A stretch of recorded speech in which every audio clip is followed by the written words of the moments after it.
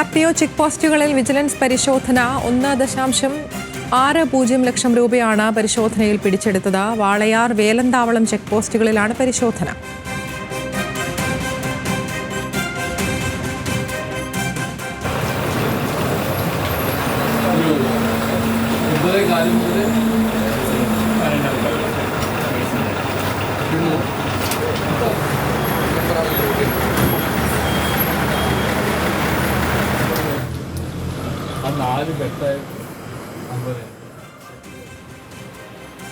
വിശദാംശങ്ങളുമായി പ്രസാദ് ഉടുമ്പശ്ശേരി ഉണ്ട്.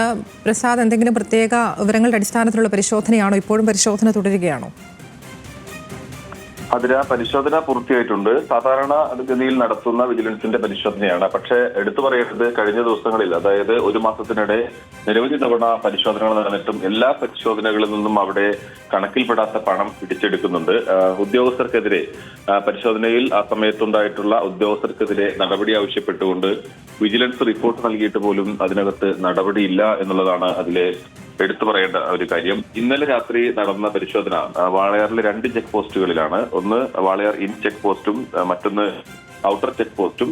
മൂന്നാമത്തെ വേലന്താവളം ആർട്ടിൽ ചെക്ക് പോസ്റ്റിലുമാണ് പരിശോധന നടന്നത്. വാളയാർ ഇന്നിൽ നിന്നും 71,560 രൂപയും വാളയാർ ഔട്ടർ ചെക്ക് പോസ്റ്റിൽ നിന്ന് 41,000 രൂപയുമാണ് കണക്കിൽപ്പെടാത്ത പണം പിടിച്ചെടുത്തിട്ടുള്ളത്.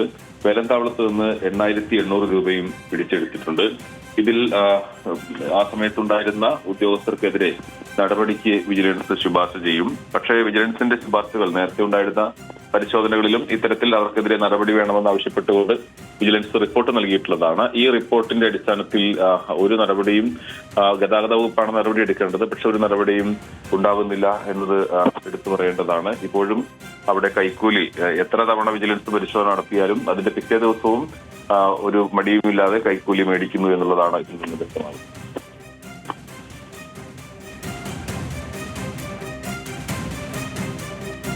വിശദാംശങ്ങൾ നൽകുകയായിരുന്നു പ്രസാദ് ഉടുമ്പശ്ശേരി, പാലക്കാട്.